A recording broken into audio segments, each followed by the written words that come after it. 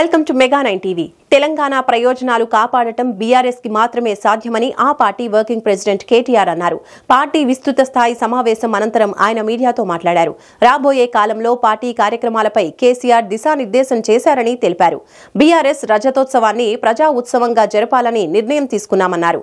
తెలంగాణ పోరాటంలో ప్రాణత్యాగాల గురించి గుర్తు చేసుకున్నామని తెలిపారు. 10 ఏళ్ల కేసీఆర్ పాలనలో తెలంగాణ దేశానికి ఆదర్శంగా నిలిచిందని, కాంగ్రెస్ పాలనలో తెలంగాణ సంక్షోభంలో తల్లడిల్లిపోతోందని అన్నారు. ప్రభుత్వ వైఫల్యాలను ఎండగట్టాల్సిన బాధ్యత మాపై ఉందని తెలిపారు. రాష్ట్రంలో రేవంత్ రెడ్డిని ఎవరూ పట్టించుకోవటం లేదని, ఆ విషయం రేవంత్ రెడ్డికి కూడా తెలుసని అన్నారు.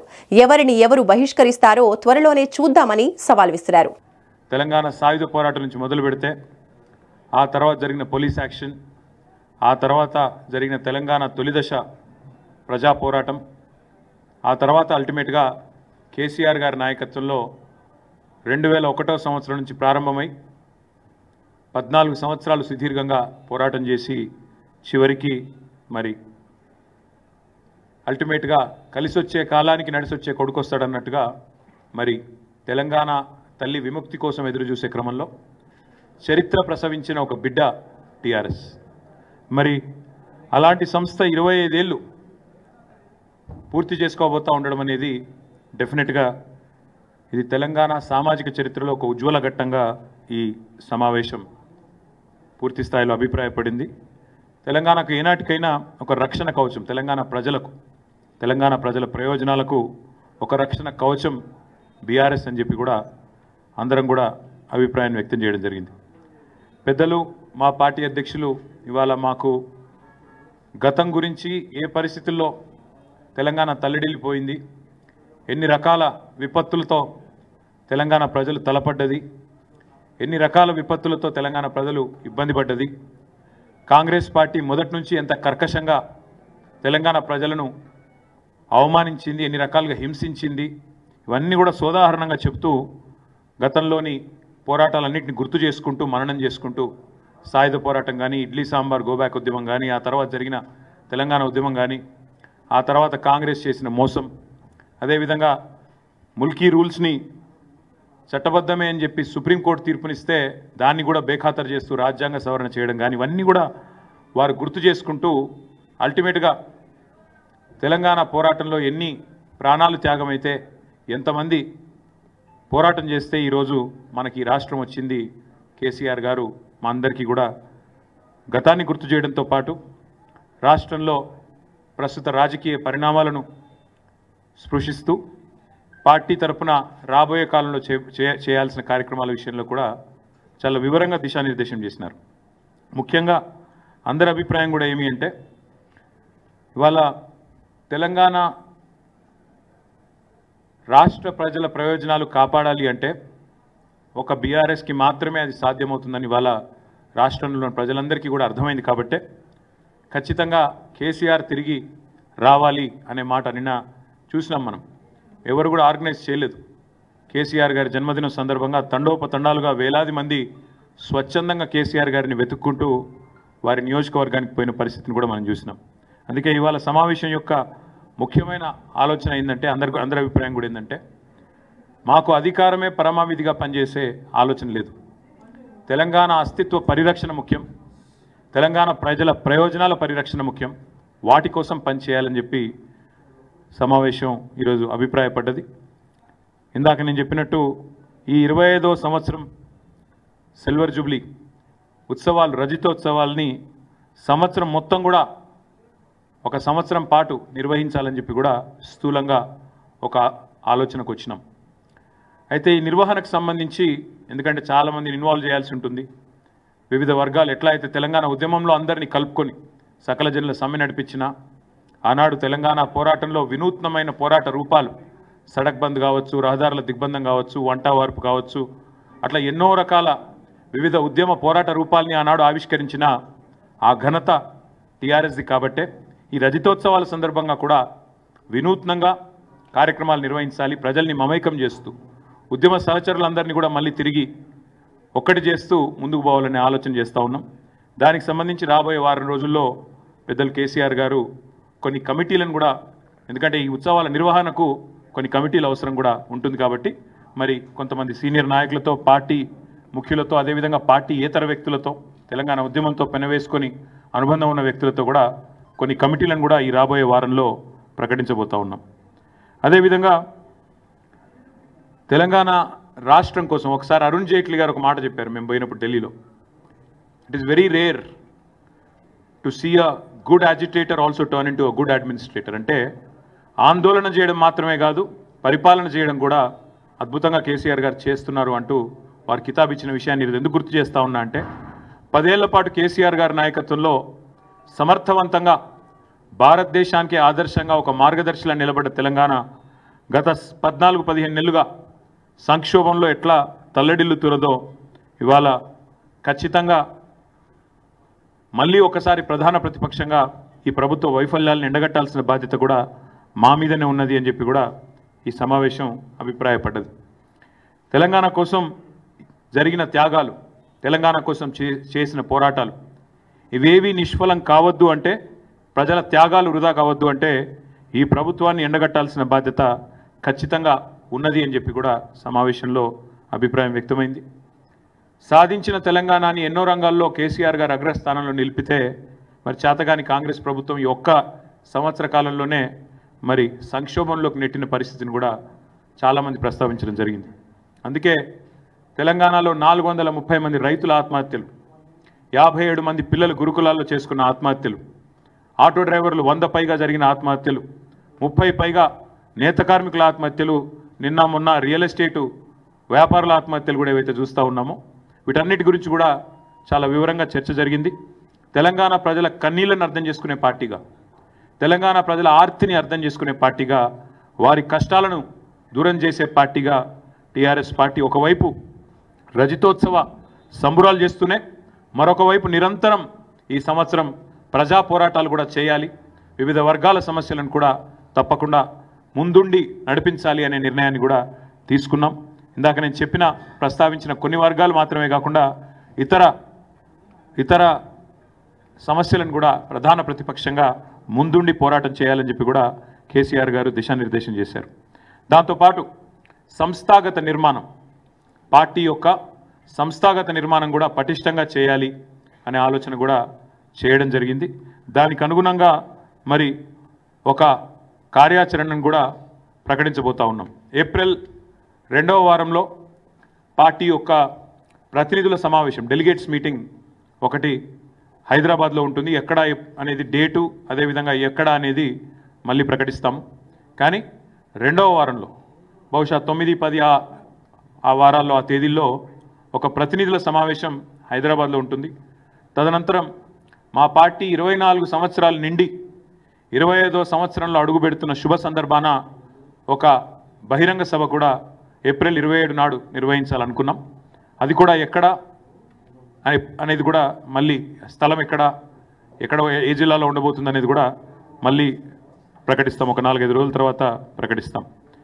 అదేవిధంగా 12 నెలల పాటు రజతోత్సవ సంవత్సరంలో 12 నెలలు కూడా వివిధ రకాల కార్యక్రమాలు వివిధ వర్గాలతో మమేకమయ్యే విధంగా చేయాలి అనే ప్రతిపాదన చాలామంది మిత్రులు చేశారు. కాబట్టి దాన్ని కూడా తప్పకుండా చాలా విస్తృతంగా చేపడతాం. సభ్యత్వ నమోదు కార్యక్రమం పార్టీ యొక్క గ్రామ కమిటీలు, వార్డు కమిటీలు, మండల కమిటీలు, పట్టణ కమిటీలు, జిల్లా మరియు రాష్ట్ర కమిటీ, తర్వాత అక్టోబర్ మాసానికి వచ్చేసరికి మా పార్టీ యొక్క రాష్ట్ర అధ్యక్ష పదవి ఎంపిక, ఇవన్నీ కూడా ఈ సంవత్సరమే జరగబోతా ఉన్నాయి. కాబట్టి ఒకవైపు రజతోత్సవ సంబురాలు, మరొక వైపు పార్టీ నిర్మాణం, ఇంకోవైపు ప్రజా పోరాటాల మీద మరి సమాలోచనలు, ఇవన్నీ కూడా కేసీఆర్ గారు చాలా వివరంగా చెప్పారు. దాంతోపాటు మిత్రులు కొన్ని మంచి సూచనలు కూడా వచ్చినాయి. శిక్షణా శిబిరాలు నిర్వహించాలి. మన పార్టీ కార్యకర్తలకే కానీ, విద్యార్థి విభాగమే కానీ, ఫ్రంటల్ ఆర్గనైజేషన్స్ అయిన మహిళా విభాగం, మైనారిటీ విభాగం, కార్మిక విభాగం, వీరందరినీ కూడా యాక్టివేట్ చేయాలి. శిక్షణ కార్యక్రమాలు, సోషల్ మీడియా కమిటీలు ఇవన్నీ వేయాలని చెప్పి కూడా చాలామంది మిత్రులు సూచనలు చేసినారు.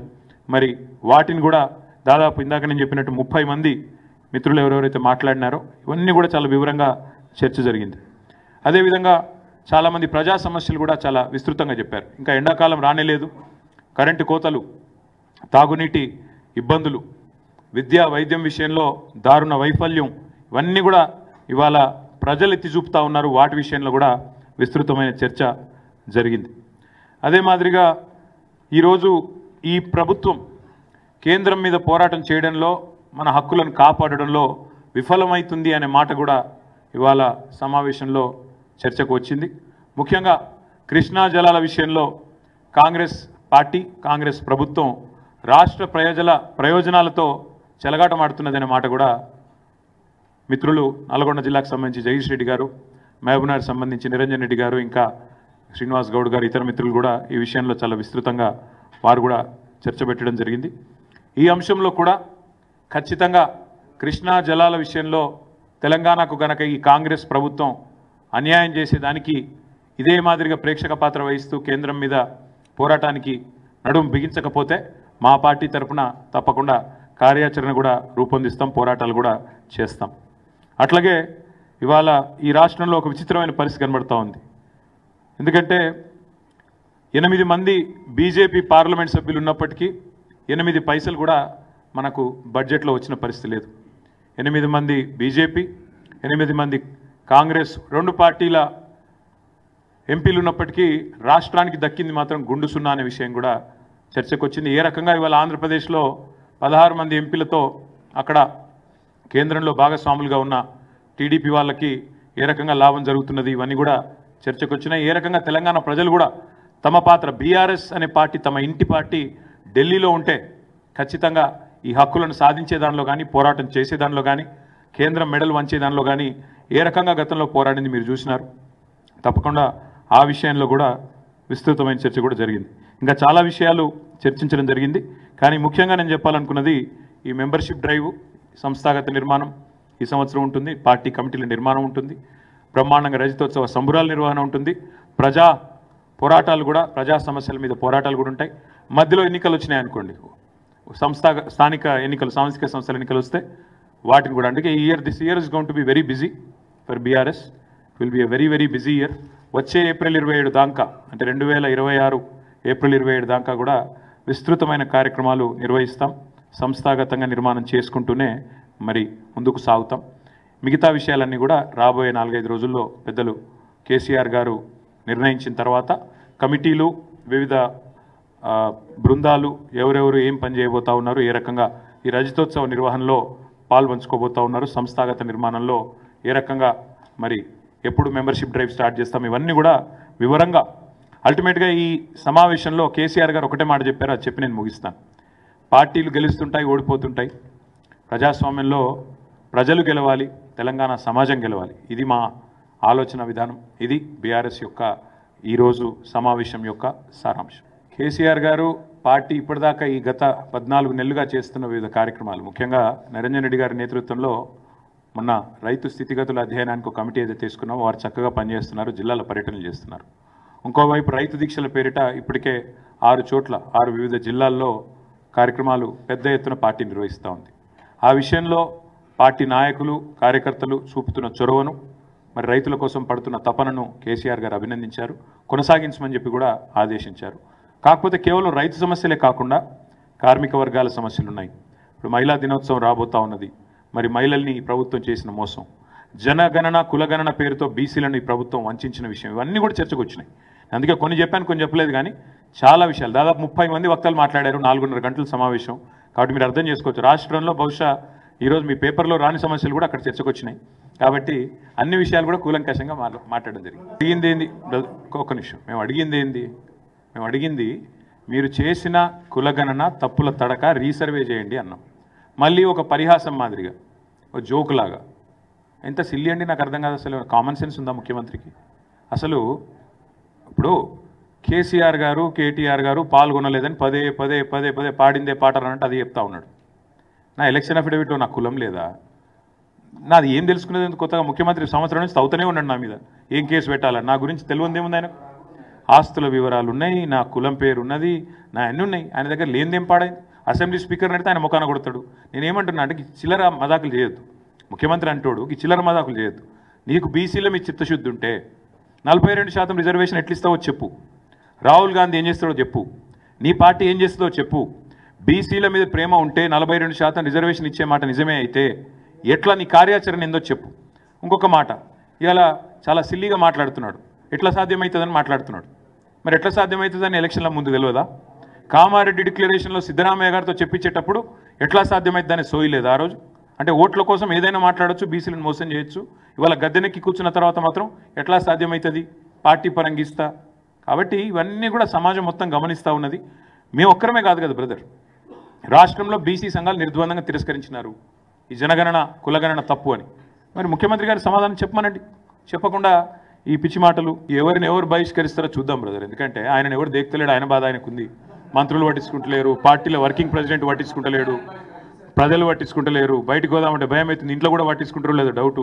నేనేమంటున్నా అంటే ఈ పిచ్చి మదాకులతో ఎక్కువ రోజులు టైంపాస్ ముచ్చట్లతో గవర్నమెంట్ నడపలేము. బజార్ భాష మాట్లాడడం ఈజీ, కేసీఆర్ గారు ఇదివరకు చెప్పినారు. బజార్ భాష మాట్లాడి 4 డైలాగులు పంచ్ డైలాగులు కొట్టడం ఈజీ, పరిపాలన చాలా కష్టం. అలా కూర్చుంటే తెలుస్తుంది. ఇలా ఎవరి సత్తా ఏందో ప్రజలకు అర్థమైంది. పరిపాలన సామర్థ్యం ఏందో ఇప్పటికే అర్థమైంది. ఇంకా రానున్న రోజులు అన్నీ తేలుతాయి. ఇక చాలేమైంది, ఇక చాలా చెప్పాను కదా.